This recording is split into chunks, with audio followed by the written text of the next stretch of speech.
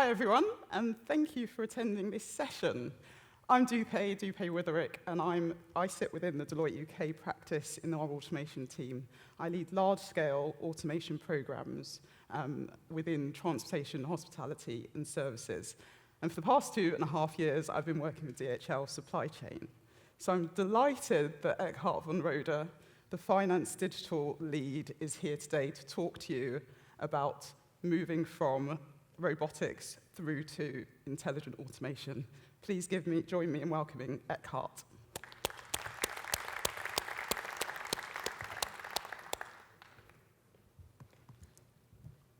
Thank you, Dupe.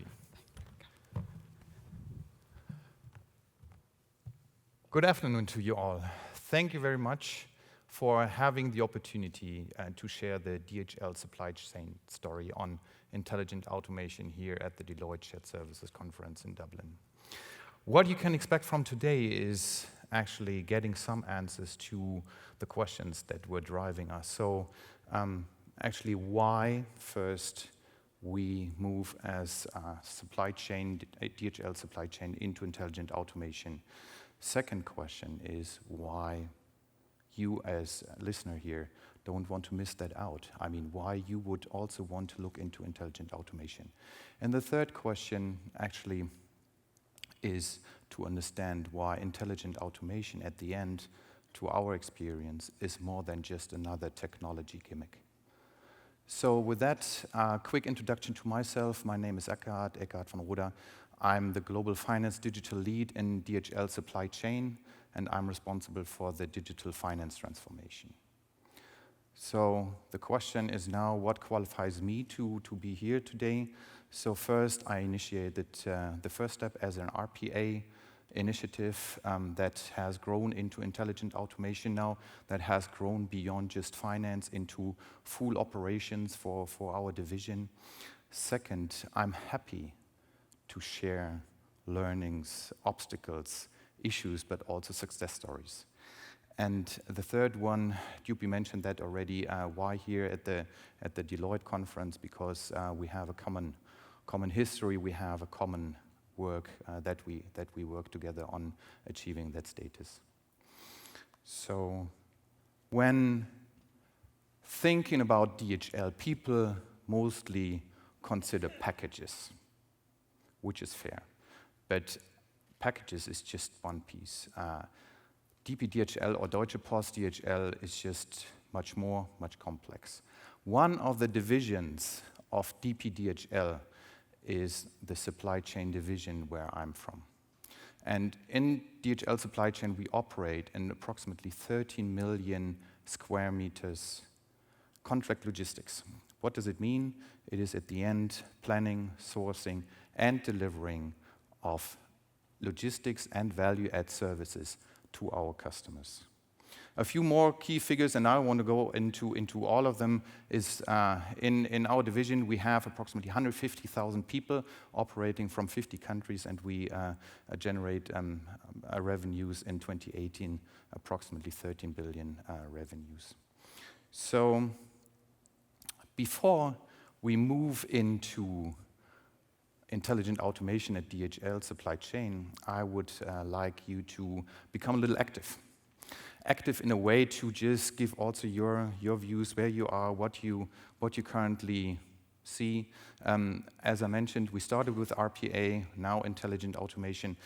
For me, it would be interesting also to see a little bit where I can put my focus during the next half an hour on is with the first question, which is actually where are you on your automation journey, looking into RPA. So if you could take out your phone, open the app, there will be a poll, and if you could just indicate for the first question where you're at this time, is it more rather the piloting phase, is it the implementation phase, or is it the kind of scale phase, so that I get a roughly understanding to see how I can structure later on.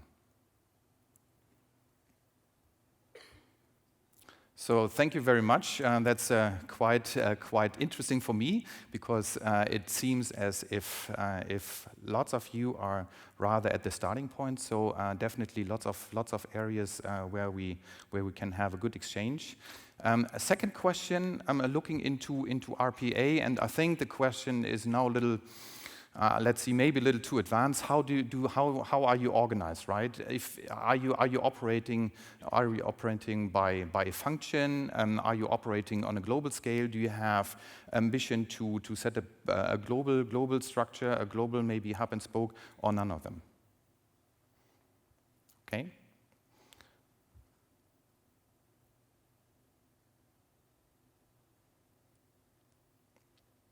Oh, that's good. That's interesting. So thank you so much. Going back to the third question, so what's your view into intelligent automation? Have you started, meaning growing beyond just RPA into adding artificial intelligence, have a combination of RPA plus additional cognitive solutions to across the limitation of RPA?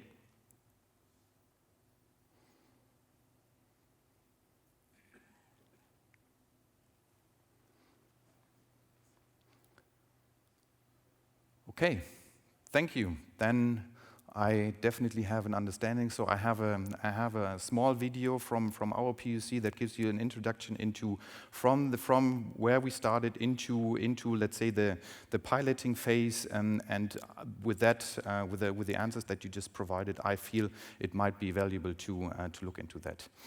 There will be a Q&A session at the end of this session. So if you reserve your questions to that later stage, if there's a matter of understanding, please just let me know so that we can clarify. Starting into intelligent automation in DHL. I think there are two things that I would like to share before. So DHL Supply Chain has outsourced the finance and accounting services to a BPO organization operating mainly from India. That is one thing. It's a very mature contract, which is running more than 20 years already. So we have lots of experience in that area, but also from an efficiency point of view, we have reached a limit. Yeah. So in 2015, early 2016, we discussed with our outsourcing provider at that time. So how can we do the next step? How can we move beyond? How can we overcome, just from an efficiency perspective, to make the next step? So the answer was, yeah, the next thing that is on the table will be RPA. So we had lots of discussions with our provider, and they said, well, just give me the money, we will do it for you. And at that time, since we are the system and process owner of obviously of our processes, we considered, well, that's not good enough, and we need better answers to our questions. So we started in, and I will go into the details later on, also during the session, but to just give you some insights. In 2016, we started to investigate with some RPA vendors where we find the relevant opportunities applying robotic services. And so we had a rough view on how to go ahead, and in 2017 we had an exchange with the Deloitte team that was at that time already supporting for a couple years our ERP rollout, and so this is where we met at the beginning. And we looked into a POC, and at that time we thought, well, we make our life easy. We look into master data management topics for our finance and accounting. So we looked into asset master, customer master, and employee master creation as part of the T&E program, so that we can kind of easily pay our travel expenses to our people. And because we were unsure at that time how to start and what solution, what software to select, we even started with two different software products. And at the end, we looked into Blue Prism and UiPath, and we started POC with that.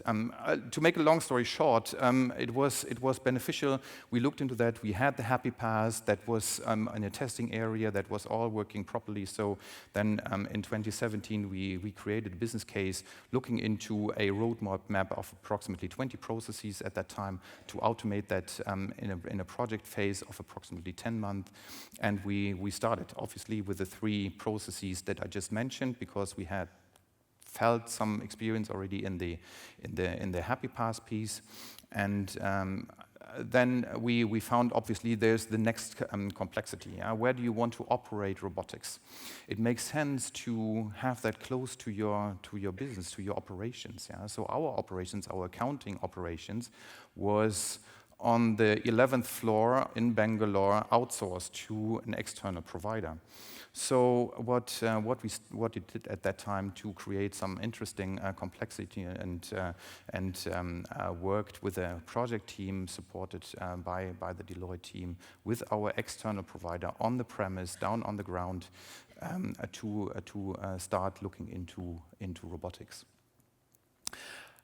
With all the different learnings out of that, due to some kind of, let's say, time to move into a smooth project work, we started to set up our Center of Excellence on the ground with the support from Deloitte, with the support from our external provider, hired our own people so that we have built up a nucleus of a Center of Excellence for robotics in our accounting organization in India. And we were facing, during that time, moving into the 2018, the need for, obviously with the experience, to look into structured data. And the biggest chunk of our accounting is, most probably in the other organization, is invoice processing. And with our situation that we have mainly picture PDFs, we were unable to capture the content with the RPA to an extent that we are able to automate that fully. So in 2018, we then discussed how can we tackle that topic. We had an OCR solution in our organization that was not capable to properly work with our RPA. So we started in 2018 to look into two POCs with 2 different products. And in early 2019, then we considered, well, we need to make progress. We need to get things started. So we started a pilot for 2 countries, 2 regions, with a smart OCR technology that would neatly integrate with our RPA solution. And we looked into two countries from each different region. So we had a European country and Australia, where we looked into, and we went live end of July. It was very interesting. The learnings, I will come back to that later.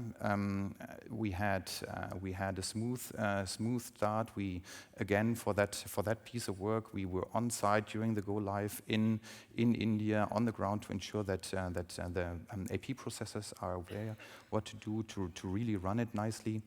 And with that, we now look into the next steps. On one hand, to automate beyond, but also to discuss what other opportunities we have applying at the end, not only intelligent invoice automation, but also intelligent document automation. So going a little bit into the details from our RPA journey, we started with a roadmap. So I mentioned that we looked into 20 processes. These processes were purely finance and accounting at that time. So it was really, on one hand, the master data, but also the processing, the focus on transactional processing, where we considered, well, we have a very kind of robust, structured process. We have just one process. It's all documented. It's all nicely defined. So that we can scale up. We did additional work in terms of the business case to really monitor, to define KPIs, to how we can review. So it was mainly at that time to look into efficiency. So we had defined KPIs to assess the efficiency coming from, on one hand, time reduction, but also efficiency in terms of how does it result into FTE reduction. I mentioned before, looking into accounting, looking into our business outsourcing provider, we felt, this is just an accounting piece. This is just that space in India. This is just affecting our service provider. We don't have a change topic with that. We looked into providing a dashboard also to our stakeholders, to our management, so that we can really show, what is the processes, what are the processes that we looked into, what are the automation ratios, what are the activities, the steps that we have automated, so to make that transparent and that we can easily communicate and transport that message into our organization. I mentioned before that we were looking into developing a center of excellence.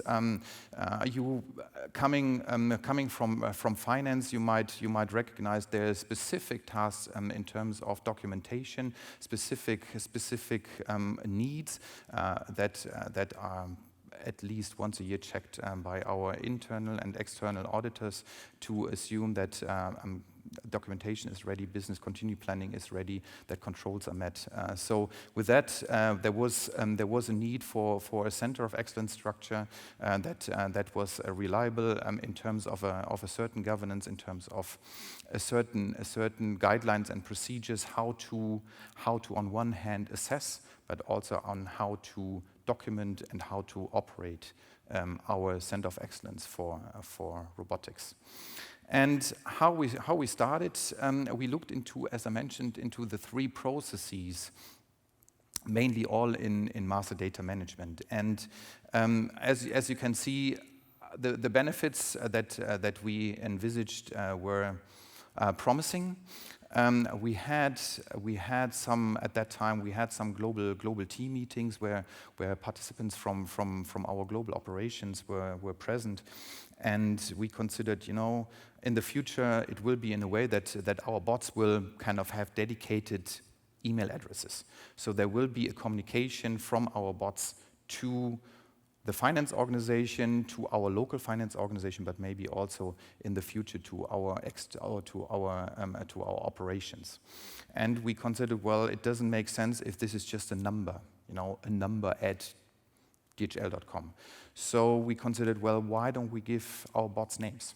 So the neat thing about that, there were so many people from around across the globe that we started to come with an alphabetical kind of naming and looked into assuring that we try to have names from all the countries. So that is a little bit, and I think I touched my the clicker, so that we came up with and you can see it's Bert, Carla, and Adam. So actually, obviously, the first one was Adam, and we continued with that. And I think the team got a little more fancy. I think the next one that we want to go live with is Mama Bobo. So and you can imagine that these are kind of real email addresses that are kind of like people in our organization, like the humans, so that it also was a little bit a fun factor for our team. Anyway, can we quickly show the video? Is it possible?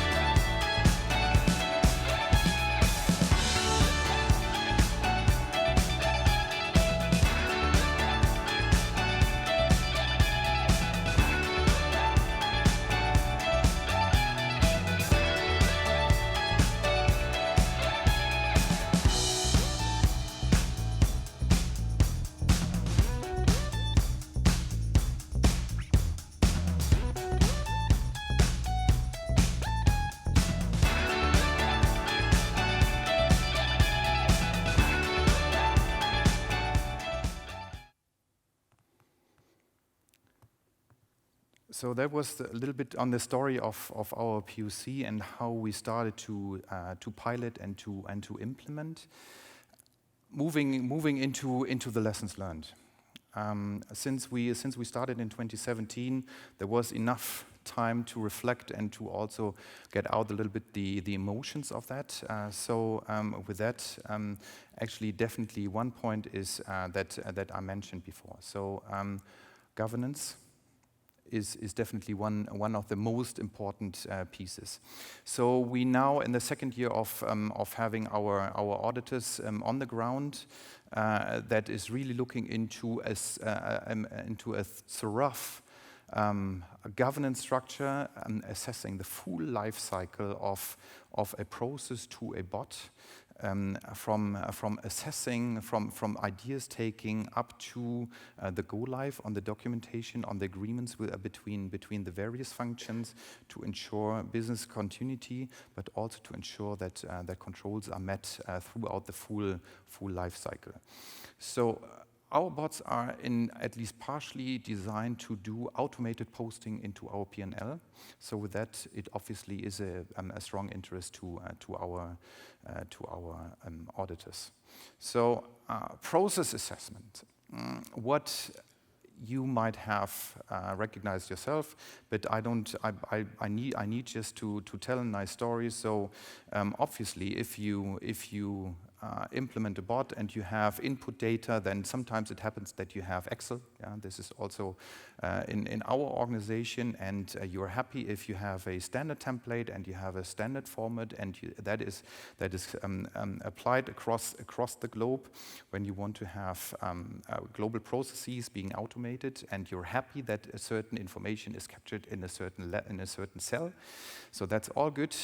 What we recognize at a certain point of time, so that there is a different interpretation, not from the content of a cell, but from what's in there. And it can be an easy thing like a date format. Yeah, so in some of the regions of the world, we were facing, this is date, day, or day, month, year. And in other regions, it's kind of a little vice versa. It's month, and then you have day. So these are only the little details that you suddenly look into. A second piece is what is really at a certain point of time a very, very, very funny thing is IBANs. I don't know if you're all Europeans, you might know what an IBAN is. If you're not from Europe, you might have difficulty with that. So this is also what we were facing. So in our financial suite, in our ERP, there's a mandatory field to put in the IBAN. I don't know why, but it is set up in a way. So when in the relevant capturing templates, people across the globe were asked to put in their IBAN, you can imagine that did not really work properly. So beyond that, even if you now speak to someone, please can you quickly write your IBAN? So who knows his IBAN, his personal IBAN? Can I? Okay, you see, this is what happened to us. People were even requesting a kind of personal for our T&E system to pay the T&E claims. The people set up in our system, and there was the need to put in the IBAN. We have, as I mentioned before, lots of people that are just working in our sites, in our warehouses, who doesn't have access to that. So with that, we were facing lots of typos, errors. Even if people were aware of what an IBAN is, that was a funny thing. Yeah? So I think we sorted that out now, but it was a long journey where the bot failed like 90% of the time because obviously it could not start working with that. So really look into the details, what you want to do, really look into the formats, on the click level, and even worse. Yeah. So when you talk, and I mentioned before that we had the complexity with the project team on site with our outsourcing provider. If you yourself ask, what are the tasks that you do on a daily basis, you might be able to capture 70%, 80% of what you do. If you are asked to describe a detailed process, what you do, you might again be able to even take your process documentation. You can take your kind of desktop procedures, and you can take that and say, well, I'm sure this is approximately 95%. So the difference in robotics is you need to capture the, how we call it, standard operating procedure. You don't need to capture the desktop procedure. What you need to capture is the what if. So what if suddenly a password has expired and there's a pop-up and the bot cannot work with that? So what happens if, and this is always the question that needed to come, and there was lots of struggle in our complex project setup between the various parties to ensure that whatever has been coded was also covering 100%, or at least what we considered as being 100%. So with that, a very important learning for us was proper process documentation, proper process sign-off, clear understanding of between the delivery organization, between our process ownership organization, and between the guys from our robotics center of excellence to ensure that we have proper coding of the business scenario. So with that, looking into the development, where we were looking into setting up our center of excellence in India, you might recognize there's a certain attrition. A certain attrition comes also with a pain that people that have done a certain kind of work might leave. So your documentation, also from the coding, must be on one hand in a way that is repeatable, that people can easily understand it, even if they haven't developed that themselves. But it must be also following clear guidelines and procedures. So best case in how we did it, and at the end, is to really look into elements, to just have a drag and drop opportunity to reuse components as part of our coding. So the next step in the go live process, then obviously the testing. You need to ensure that you have the relevant data and the relevant processes to be tested. It would be good if you have people from the ground, your subject matter experts, your business, defining these test cases. To ensure that we have also not captured the happy path, but also the various business exceptions. There will be additional business exceptions along the path, but if you start looking into the first 60 to 70%, I think that is definitely a good target.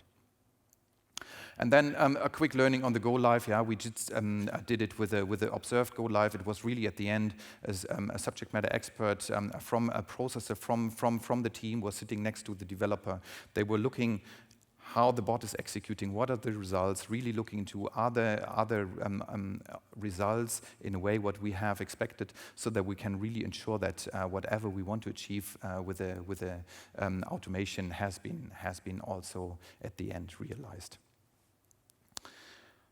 The good thing about business continuity in finance, especially in our shared services, in our outsourcing services organization, was that if a bot was having difficulties, let's say this way, or failing, stopped, we still had an organization to pick up.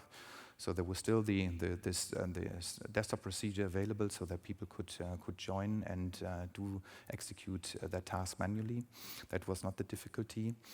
It becomes a totally different view because we were able to have a dialogue with our senior management in a way that we recognize, with the attrition that I mentioned, that if you want to make that sustainable, you need to have a certain size. You need to have a certain size in two regards. First, obviously, you want to compensate quickly if someone is leaving. Second, to run a mature center of excellence for RPA, it makes sense to have a dedicated team that is just doing the development, and a dedicated team that is just doing the maintenance and operate the bots in case of any failures. So where you have like the juniors and medium kind of skilled people for the development, overseen by an architect. You want to have like the senior guys being on hand in case of any failures of the bot, so that they can independently, if they have developed that bot themselves or not, can immediately jump into that and understand where's the error, where's the mistake, where's the problem, to solve it. With that, we found with a finance scope, that's not good enough. Yeah? Our finance scope is not even that we operate that for our global organization from India is not sufficient to at the end ensure the segregation of duties, to ensure that kind of development and maintenance organization.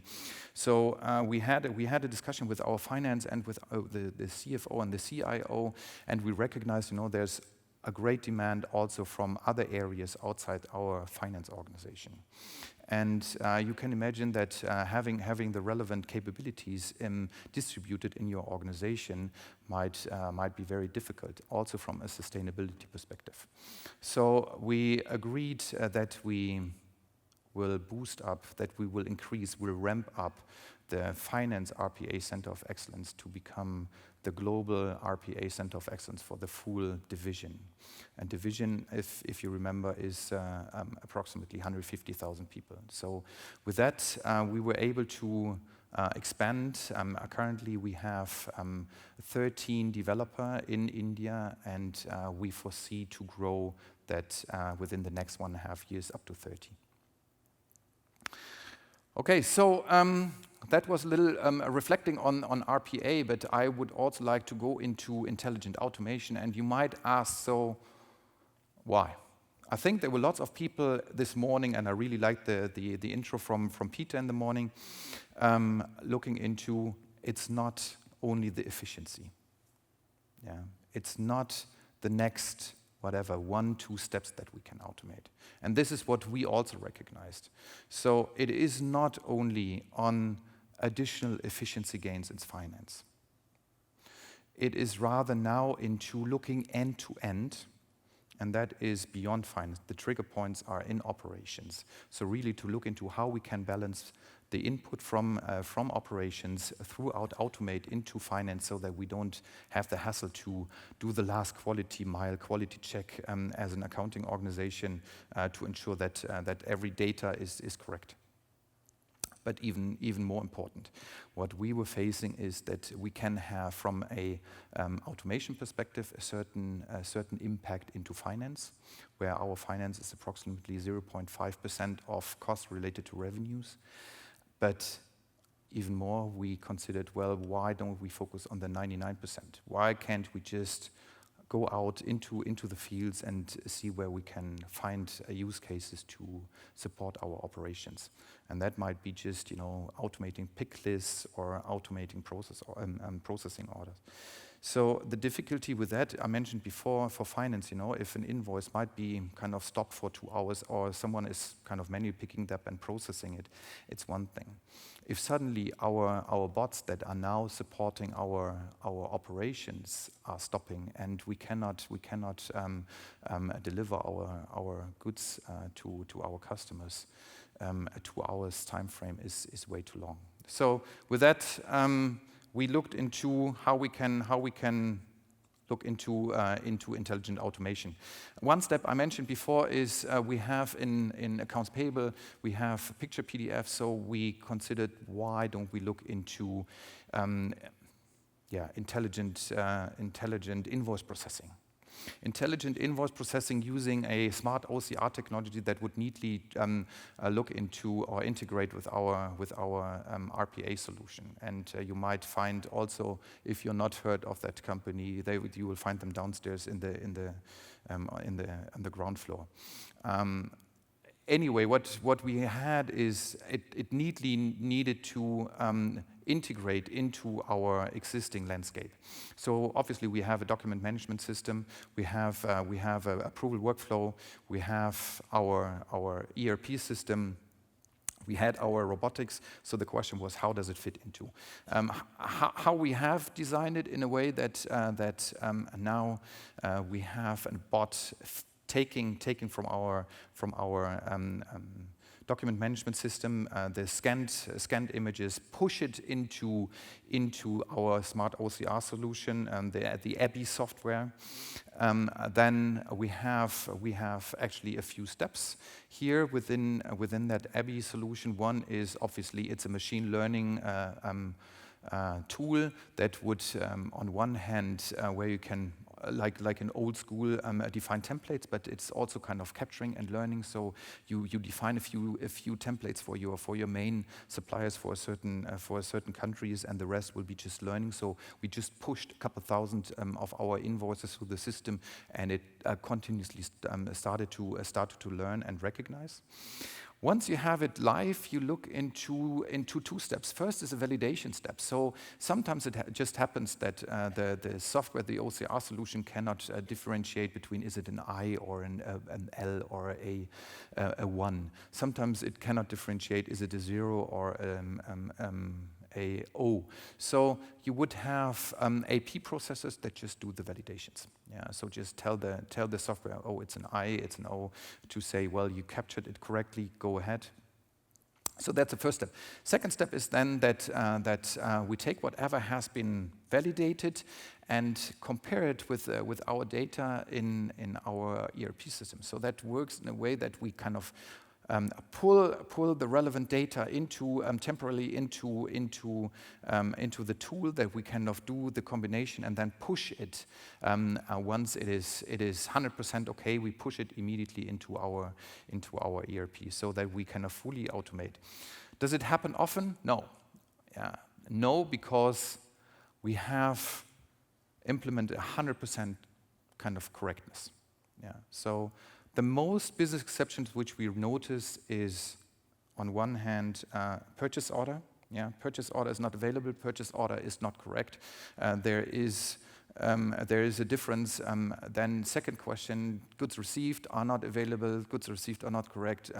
Or we have, for example, a vendor that has 3 different bank accounts, and we cannot solve the as 100% that it is the one that we have in our system. So whenever there's not that 100% check, it goes to an AP processor to work, to understand, to assess, to take the next actions, mainly to send a workflow to the relevant addressee to ask for a certain activity, get it back with a workflow, and to then execute the task as soon as we have the relevant purchase order, goods received, and such. You see, there's also potential for more, and this is what we currently look into. So, since our bots exactly know what is not 100%, where we have a difference between the specifics of the invoice that is not matching our data, our master data, or transactional data, it is stopping, and it can take it immediately and take over the mail function and address with the addressee. Second step is, once we get a feedback, and that could be now in various dimensions, could be, oh, executed, done, please continue. Whatever the addressee will kind of send as a message back as part of the workflow, we will picture that, we will capture that, we will take it with a natural language processing adder, we will take that with a machine learning adder, and then push it into the next step. So we, case by case, we're now looking into automating the business exceptions. Quick learning on that. Infrastructure setup, so where the bots are just easily kind of integrating, and you can do that manually, more or less, from your center. Having an integrated solution, neatly going into interfacing into your existing landscape. IT sees a little different. So where robotics as such is already recognized as rather a business topic, we now face the next step of that, where we go back to IT. So, well, this is now intelligent automation, where we have, let's say, a synchronized a set of different technologies, tools, applications that would work together to automate end-to-end a certain activity. They become a little more kind of concerned because we now look into kind of integrating the various IT systems fully. So infrastructure setup is very important. Again, the processes we recognized well when we looked into with that use case. We had Netherlands, Australia, that for one region in the world we do the invoice processing confirmation, the matching based on the PO. In the other region we did it with the goods received. I was not aware of that. Our business process organization was not, business process ownership organization was not aware because on level 4 they all look the same. So it drives complexity in your project, in your setup, but at the end it's possible. Yeah? You will capture that during your assessment. Test data availability, so obviously, here we had our development system, we had the production system, the complexity with invoice processing, and as I mentioned before, with the validation against a real data, real master data and transactional data comes with a need to have both systems synchronized all the time if you run into a pilot or if you run into a POC. So that was definitely a learning because we had lots of failures and it didn't match and it didn't work out until we found that it was mainly because the latest invoice have not been processed. There were no purchase order related to the invoices, and it was really to ensure that the test data are available, synchronized with your production system. In that case, resourcing becomes a new topic. I mentioned before that IT becomes a little a concern, but for us it is just now looking into intelligent automation. Also, I mentioned before natural language processing, machine learning, cognitive solutions at the end. That next to RPA, which is now a fundamental part of our organization, a business organization, a function organization, we see that there is a shift from these capabilities into our organization. Capabilities that would have been like coding and programming and stuff has been recognized as being rather an IT topic. So from a resourcing perspective, we just found that with any tool, with every tool that we integrate into our processes, that we integrate into our organization now, there's a need for dedicated capabilities. There's a need for capacities, and especially if you want to operate these intelligent automation at the end in a 24/7 mode, then you also need to ensure that you have that you kind of cover a global span. So with that, it is not only into, we do a nice little first step and then we just see how that works. We just notice, once you decide to do the first step, you need to have a clear understanding of what will be the impact. What will be the impact, not only in terms of your processes, in terms of your kind of change into the organization, so how your business might change, but also we had lots of discussions with our CFO why instead of just decreasing the cost because of efficiency gains, we're now increasing the cost because of bringing in additional resources that are usually high-skilled and are much more expensive than you would have for a standard AP processor, for example. How do we go ahead? So I mentioned the one case where we constantly now looking into automating the business exceptions that come from invoice processing. We have, just to give you a quick second use case, we have, unfortunately, the situation that we operate 250 or more than 250 mailboxes. Digital mailboxes, where internal, external, by country, by process, whatever, people can just send their requests, their questions, their queries, their whatever requests. So currently, we have approximately 60 FTE just reading that, addressing with other people, solving that, going back, having an iterative discussion with the people to understand what they need, what they want, what is not correct. So from a historic perspective, quite easily to say why we do have that, because with a long experience in outsourcing, people just moved all their kind of activities instead of doing that first time right into our accounting service provider, and they were, based on the business model, happy to just take that because that was increasing demand, increasing work, increasing time means equals FTE and revenues.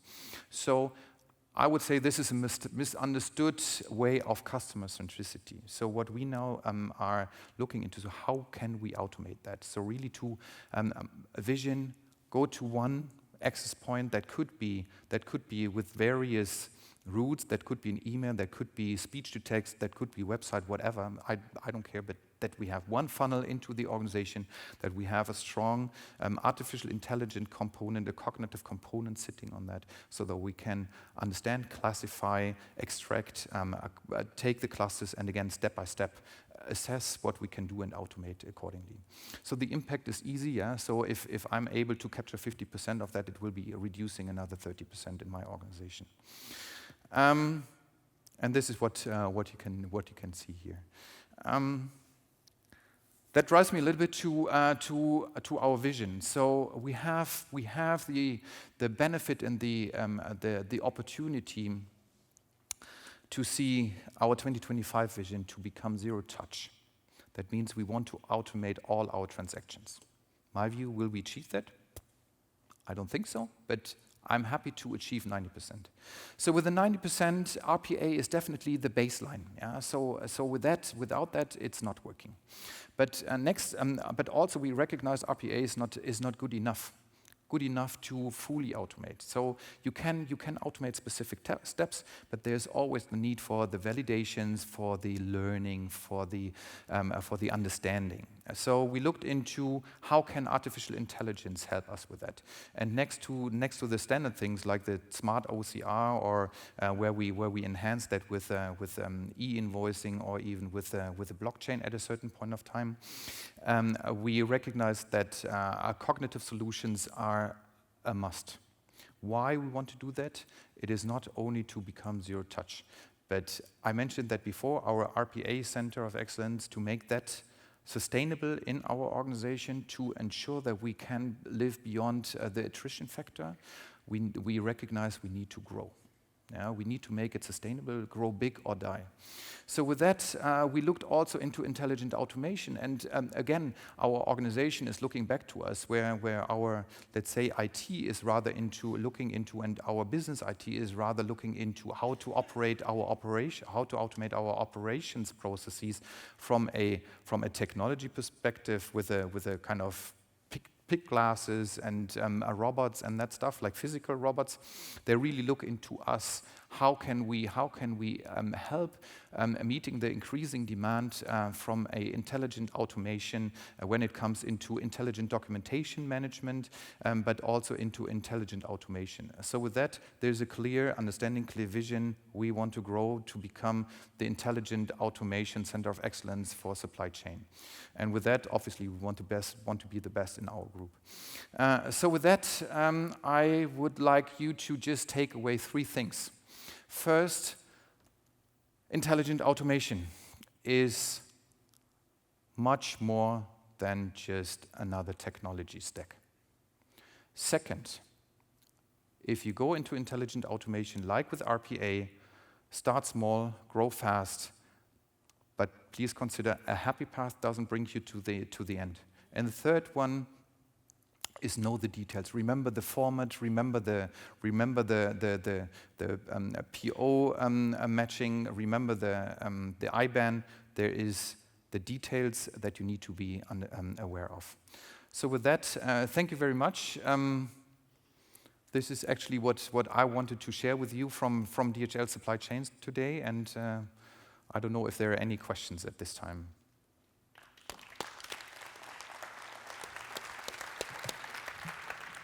Thank you very much, Ekkehart. So we'll open it up to the audience. Does anyone have any questions for Ekkehart following that session? Oh, lots. Okay. We've got a microphone coming. Thank you. What is the size of your organization for RPA?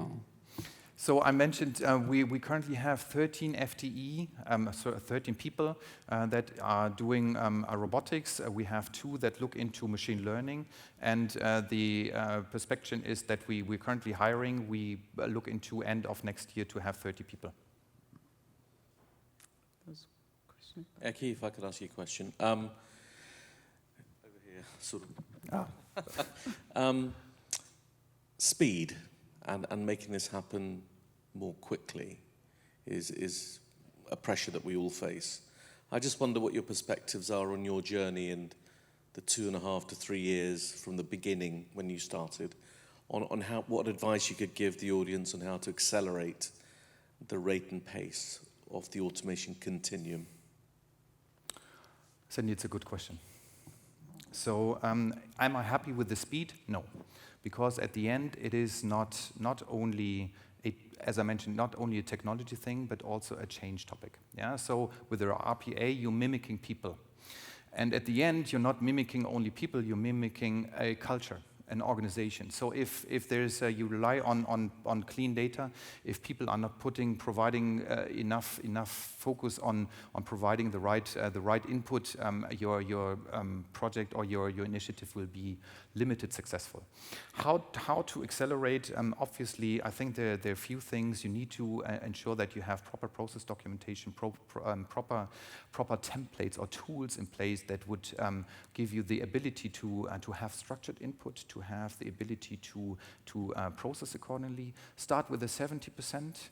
Yeah, to do the happy path first, understand what's the standard process, do design the standard process, and then step by step look into downstream into the various business exceptions. Yeah, don't try to cover them all at the beginning; it will just stop you.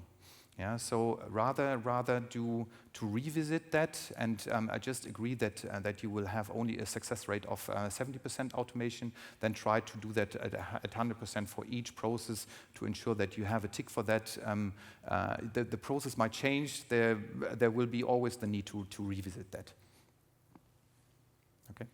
I have a question. What is the reason to use two different tools? And whether you have a plan to continue with that or you want to converge into one tool? Because you talked about UiPath and you talk about Blue Prism. Okay. Why do you use both of them? That's a good question. Juppie, do you also want to answer one question? So that was right at the beginning of the process. So they were looking at the two tools. We sort of said, well, why don't you test them out to really see which one works best for you? So we looked at UiPath and we looked at Blue Prism. So we did 3 POCs. One in Blue Prism, one in UiPath, and then the same process in both, just to make the comparison. DHL selected UiPath at the time, but it isn't something that they carried on with, so they're just on UiPath. So I think I missed that point. So we decided when we started with the pilot 2 on one solution, and fortunately that was also a area or one vendor that was also selected coincidentally by the other divisions that run that somewhat independently. So we now have like a consolidated, let's say, agreement with the UiPath organization where we have grown beyond 250 licensees. Yeah, so it's a huge thing in DPDHL. Thank you. Yeah, sorry, did you see these solutions as permanent, or do you see that in the future you will develop these by IT, so you could get IT to take over these solutions, or is this a kind of a permanent, like forever solution? How do you see it? Okay. So the question was IT or the business who's going to run it going forward. So I think there's a need to have both, right? I don't want to maintain the hardware. Yeah, that is beyond what I want to do. I want to ensure that we move into a digital era, that we automate the processes. So what do I need? I need to have the capabilities to operate the content. Yeah, that means I need to have the developers for the robotics. I need to have the developer for the OCR solution. I need to have the machine learning guys, the Python, the R guys that are able to kind of do the programming, yeah, based on my needs. I still need to have the IT that is operating the hardware. I think there is a fundamental shift from a capability perspective, moving from IT into the business. So where you had in the 20 years ago, you had like kind of everything was shift to IT. I think there is a pullback into our organization, and I see that as a huge change topic also with our IT organization. Okay. Any other questions? No? So, I mean, I will be obviously available also the other next 2 days. I'm happy to stay connected if you have any questions, if you want to kind of exchange. Happy to if you just talk to me, if you just catch me somewhere. Thank you very much for your attention, and enjoy the rest of the day one conference, and obviously also on the next day tomorrow. Thank you so much.